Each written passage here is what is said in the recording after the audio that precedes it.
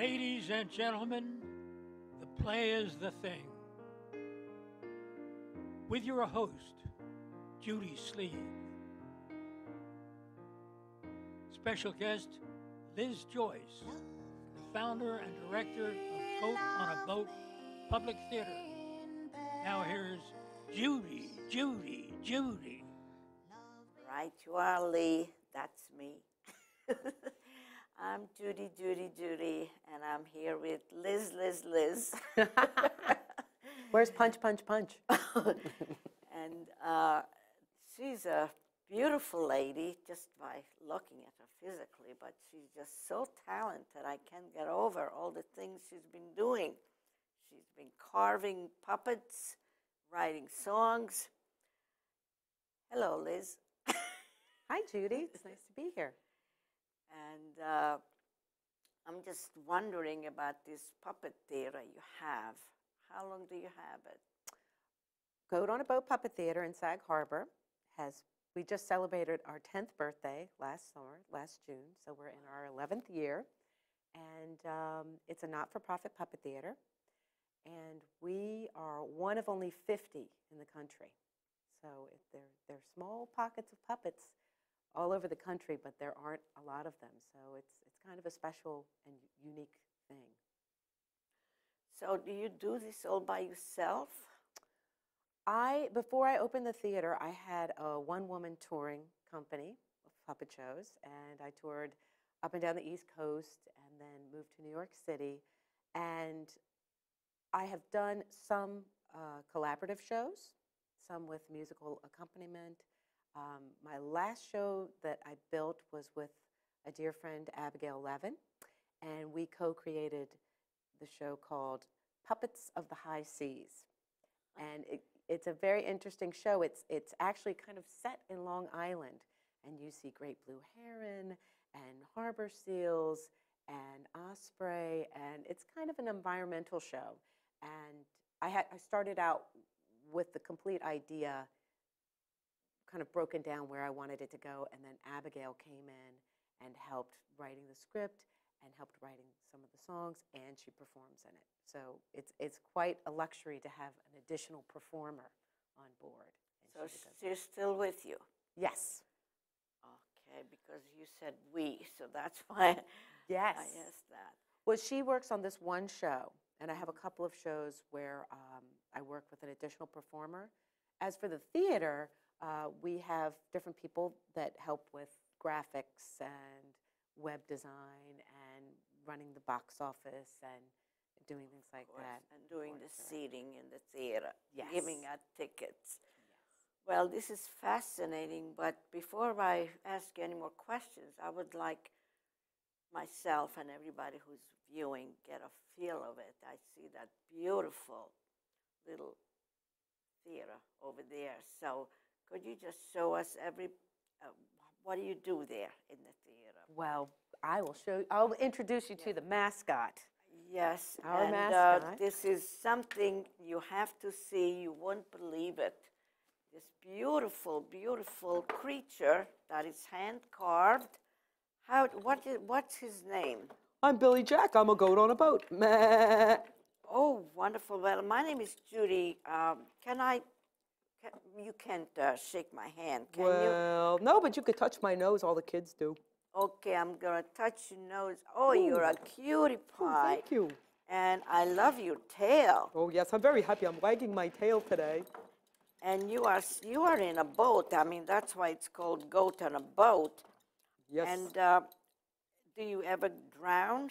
Aren't you afraid to be on the sea all the time? Well, Judy, I should have on a life preserver, it's true. Yeah. But, you know, I'm pretty good on my boat. And, you know, out here in the Hamptons, where I'm from, there are lots of farms, right? Yes, lots of farms. And there are lots of bays, and there's the ocean, and there's all kinds of water all around. So, you know, it makes sense to have a goat on a boat around here. Yes, well, it is wonderful. And you're a vegetarian, I hear? Oh, yes, I love farm-stand vegetables. I don't have to be afraid for you biting me. Oh, no. Or any of the children. I only have 2 teeth, see? Oh. Well, you are most adorable, and as you could see, Liz is working this puppet. Actually, it's a marionette, right? Yes, I am a marionette Yeah. because I have strings. You have That's how you can tell. strings. Okay. So I'm going to tell everybody where you are in Sag Harbor. Can you pick up the camera to see Liz working this? Yes. A little Liz, further are you up there? Are you up there, Liz? There she is. Yes, There I'm right is the here. magician. I mean, the goat is not moving by itself. This wonderful, talented lady is doing all the movements. Okay, well, thank you for showing it to us. Now I'd like to know more about how you created this beautiful creature. Well, Billy Jack is, like you said, he's a marionette, and he's carved out of a nice hardwood called basswood. And I used my chisels and tools to carve him out. His ears are made of leather. His little tail is made of sheep's wool. And I made his boat as well. It's steamed lattice. The goat was very easy to make. The boat was very difficult. Yeah, but I love it. Yeah, well, he loves it. There's his boat. And normally it's filled with vegetables. And if you are a visitor at Goat on a Boat, you can feed Billy Jack. And I like that very much. Yes, indeed. Bye, Billy Jack. I'm going to let you go. Bye. Bye, Billy Jack. Bye, See you Billy later. Jack. See Bye. ya. Well, Bye. thank you for letting us see you. Okay. Okay. So tell us, Liz, tell us, I mean, you talked about you created this, but who taught you how to do this?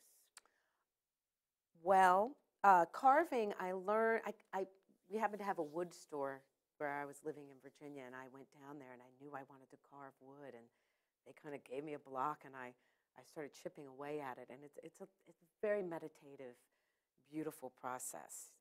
Just chipping away at the wood and the grain of the wood. It's very, like I said, meditative. And I carved on my own for a while, and then I realized that there's a lot more to learn. And I actually, when was it Southampton used to do continuing education classes, they had a duck carver, and I went into the duck carving class because that's a big Long Island carving tradition of carving decoys. My goodness, you live and learn. I never knew this part of the world consisted of special carving, and it gives you so much pleasure.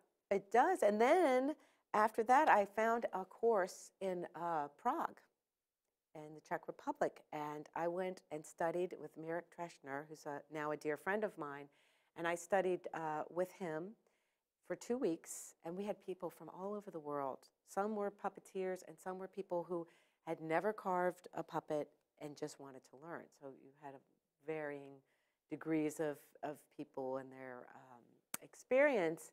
And the Czechs have a very rich culture of puppetry, and they use it, it's very integrated in their theater, in their theatrical production. So a lot of times you'll see a piece of theater with puppets in it more than a puppet show. It's very integrated. But Mirek Treshner taught this class in a very traditional way, and we studied with costumers, designers, and they were all Czechs, and we would go to their homes and their studios. It was an amazing experience. Did you have to learn the language? No, they spoke English. It was taught in English. And then we were just in Prague, which is a magical city anyway. It's amazing. So, and I've been back several times since then. And do you inherit this talent from any of your parents? Well, it's interesting you asked that, Judy. My father was a businessman, an entrepreneur, and so I learned the business end of running a company and a theater from him. You need to have a lot of talent for that. Well, I'm not very good at that part. And then my mother was an artist, and my sister is also an artist, and my mother raised the two of us to be very creative. She wouldn't give us coloring books. We only had non-ruled paper, so we were always drawing and doodling and going to art museums. And so yes, there was some influence from my parents. Yeah, that must be. Oh, and my grandfather played the banjo, and my father was a pianist. He played just honky-tonk. He played music by ear, and so I picked up a little bit of musical talent. Because you write songs also. Yes. Well, how often do you have these shows? Are you open all year round? We basically have a winter season, which we're in the middle of now, and that it runs from mid-November until mid-April, because in April the weather gets very nice. Yes. And people want to be outside, and we understand that. And we do puppet shows on Saturday at 11 o'clock and 3 o'clock during the winter season. And then we do a little Tot art class on Fridays at 10:30. And we have puppet play groups, which is, that's a funny story, how those came about. But we do puppet play groups on Mondays, Thursdays, and Fridays at 9:30. And then summer is basically from the end of June until Labor Day weekend. And we do shows at 11 o'clock, Thursday, Friday, and Saturday. On the beach. Yeah. We do it in the morning, like critical sun hours. So you're not on the beach. You're nicely shaded. Then you can go to the beach afterwards or before. But we also have a tot camp that we're doing this year for 3-year-olds.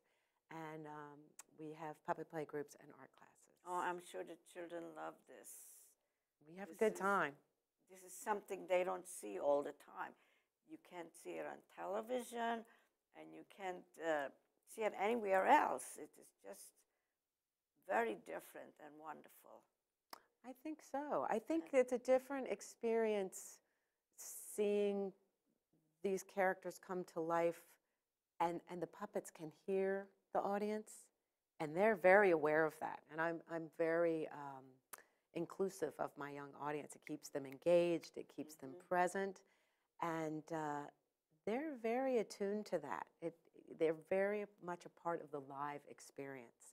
And they go home and they do puppet shows. These kids are going home, doing puppet shows, building their own creative dialogue in their own tiny little lives. I love it. It makes me very happy. Because children have great imaginations, and when they could act it out and use it, that's really wonderful. Do you also give classes on how to carve? Well, you know what? I did a class one time, Judy, at a puppet festival, and I realized that a lot of it is intuitive, and it was very difficult to teach it because once you take the wood away, you can't put it back, and it's not easy for everyone. And of course, you can't teach it to little kids; they hurt themselves. Right, but we make a lot of puppets. In our Tot art class, and the kids go home with these little puppets, and they play with them until they're tattered and made out of paper. So how many puppets you work with? Well, I have Minky, my puppet play group puppet show for the 3 and under crowd. I do that on a weekly basis, and there are about 8 characters in that show that tell their story weekly, and the story changes every week. And they're themes that go along with kindergarten readiness and sharing and kind of socializing at a very early age. Did you say Winky? Minky. Oh, Minky. Minky's here. Minky. Where? Well, hold on. Minky. Hold on. Excuse me just one second. Minky, are you down here? Oh, yeah, I was waiting. I thought you guys forgot. Minky. Hi, I'm Minky the monkey. Oh, how do you do? Oh, how do you do? Nice to meet you. I love your scarf. It's so pretty. Thank you. My friend Stacy knitted it. Did your girlfriend give it to you? Well, Stacy did. I don't know if she'd say she was my girlfriend, but she knitted it for me. Oh, and you do performances with children? Yeah. You must love children. I the do. children love you. I love your nose. Thank you. That's my nose. Yeah. And do you sing sometimes? I do. I sing my Minky the Monkey song. I'm Minky the Monkey, and how do you do? Come on and play with me. I love to sing. Do you like to sing, Judy? I love to sing. I have to learn that song. The Winky, the Minky, the Monkey. Minky. The Minky, the Monkey. And how do you do? How do you do? Yeah, and I have lots of friends, but they didn't come today. You have to go to the Puppet Theater and meet those guys, like Crocodile, Douglas the Blue Dinosaur, Pignacious, who's a pig. Are they all of them your friends? Yeah. Yeah, you have lots of friends, right? Mm-hmm. That's because you're so adorable. Why, thank you. Lots of fun. And You're- I love the song you sing. I have to go see you. So where can I go to see you? Okay, we're going on a boat Puppet Theater, which is in Sag Harbor, and we're kind of tucked away. You really got to look for us if you want to find us, because we're in Christ Episcopal Church. They have a parish house, and we're downstairs. And Liz made a big theater there. It's got a purple carpet, just like yours, and red curtains, and it's a kid-sized theater. So you can come and see a show. You But can why see are you numbers. Why are you hiding? Oh, well, because space is kind of hard to find out here. I see. Space, right. But we have a nice You don't place. need much space, do you? No, we're good. Yeah. Well, We're thank intimate. We're an intimate kid-sized Yes. theater. Well, can I touch your nose? Oh, yeah, yeah. Oh, that's great. Well, thank you. you, Judy. Here, Well, let me give you a thank- kiss. Let me give you a kiss. Okay. Bye. Thank you so much for coming on the Hi, show. Minky. It's amazing. And children love to come and touch them, and they talk to them. Mm-hmm. They do. So this is your most popular puppet, Minky. Well, what happened? Originally, the Goat on a Boat Puppet Theater was going to just be a summer theater.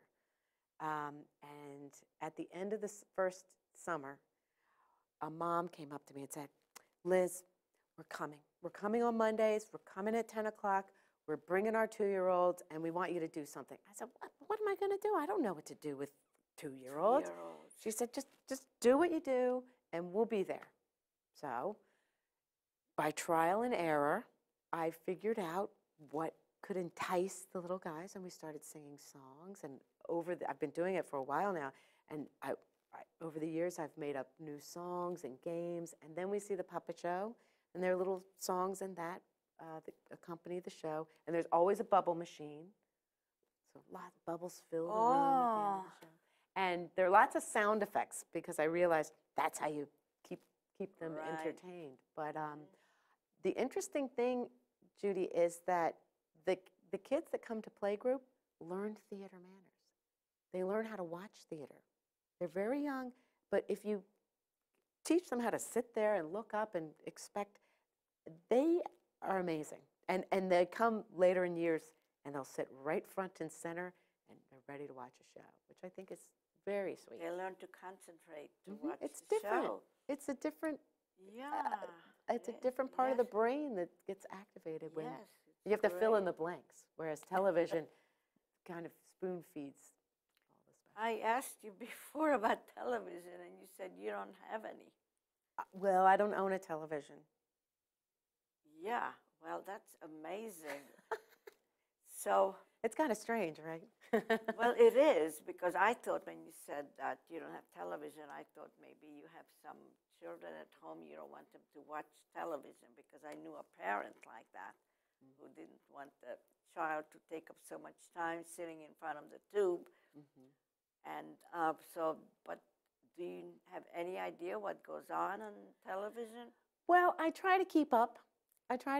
Because it is part of our cultural world that we all share. So, I keep up. I have my computer. But the idea is, as artists, it takes more time.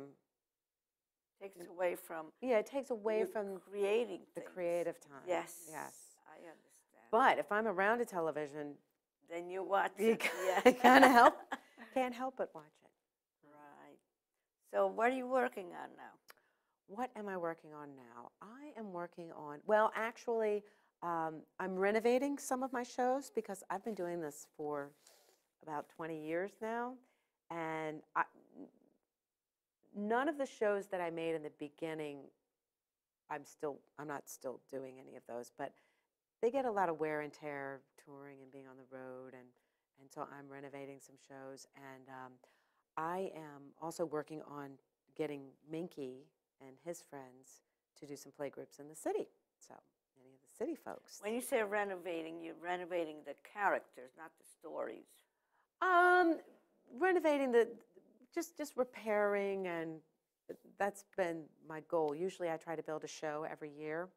But this year I'm just taking out all the shows and renovating them, putting down new backdrops and just anything that's... Oh, the materials. Yeah. Yeah, The not puppets, the stories. I pack them all away, and Yeah. they don't get too much wear and tear as much as the scenery and the sets and moving. But I am building a show for the International Toy Theater Festival that's happening in late May at St. Anne's Warehouse in New York, in Brooklyn. Can you tell us a little bit about that?